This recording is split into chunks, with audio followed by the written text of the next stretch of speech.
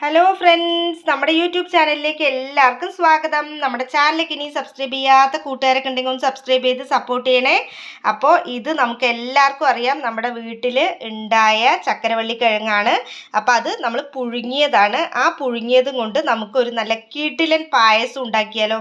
അപ്പോൾ ചക്കരവള്ളിക്കിഴങ്ങ് പായസത്തിൻ്റെ റെസിപ്പിയാണ് കേട്ടോ ഞാൻ ഇനി പറയാൻ പോകുന്നത്. അപ്പോൾ നമുക്കതിനായിട്ട് ചക്കരവള്ളിക്കിഴങ്ങ് പുഴുങ്ങിയതിലെ തൊലിയൊക്കെ ഒന്ന് കളഞ്ഞെടുക്കാം.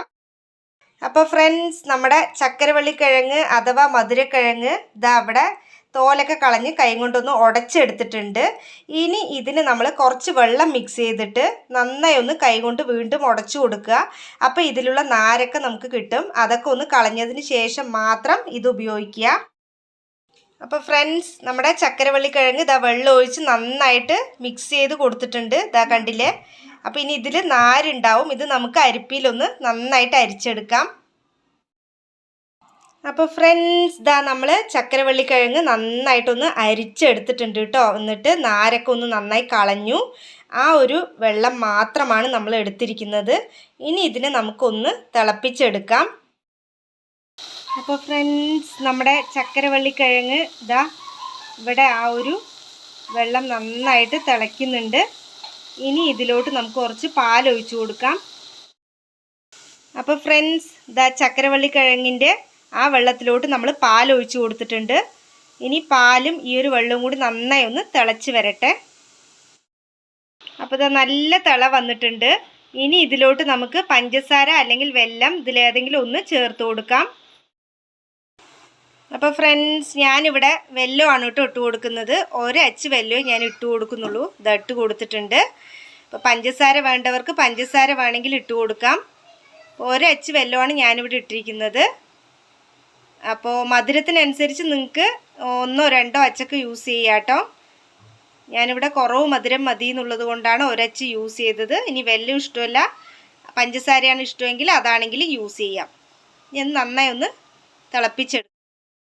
അപ്പോൾ നമ്മുടെ ചക്കരവള്ളിക്കിഴങ്ങ് പായസം എന്താ അവിടെ തയ്യാറായിട്ടുണ്ട്. നമ്മൾ ഒരച്ച് വെല്ലം ഇട്ട് കൊടുത്തിട്ടുണ്ടായിരുന്നു. അപ്പോൾ അതൊക്കെ നന്നായിട്ട് ആയിട്ടുണ്ട്.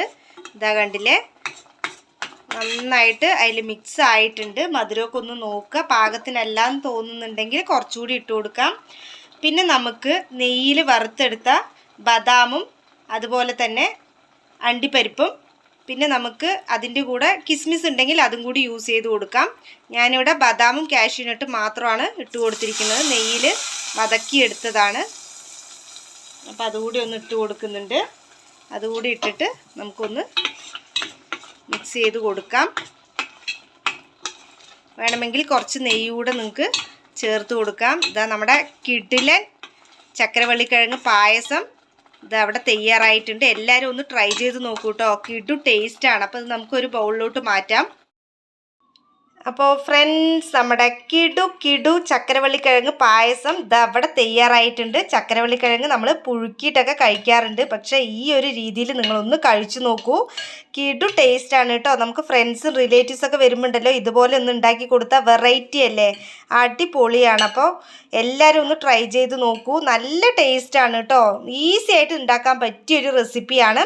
അപ്പോൾ എല്ലാവരും ഒന്ന് ട്രൈ ചെയ്ത് നോക്കിയിട്ട് ഇതിൻ്റെ ടേസ്റ്റൊക്കെ ഒന്ന് കമൻറ്റ് ചെയ്യൂ. അപ്പോൾ നമ്മുടെ വീഡിയോസൊക്കെ നിങ്ങൾക്ക് യൂസ്ഫുൾ ആയി തോന്നുന്നുണ്ടെങ്കിൽ നമ്മുടെ ചാനലൊന്ന് സബ്സ്ക്രൈബ് ചെയ്യാനും സപ്പോർട്ട് ചെയ്യാനും മടിക്കരുത് കൂട്ടുകാരെ. അപ്പോൾ നമുക്ക് അടുത്ത വീഡിയോയിൽ കണ്ടാലോ ഗൈസ്. Bye bye.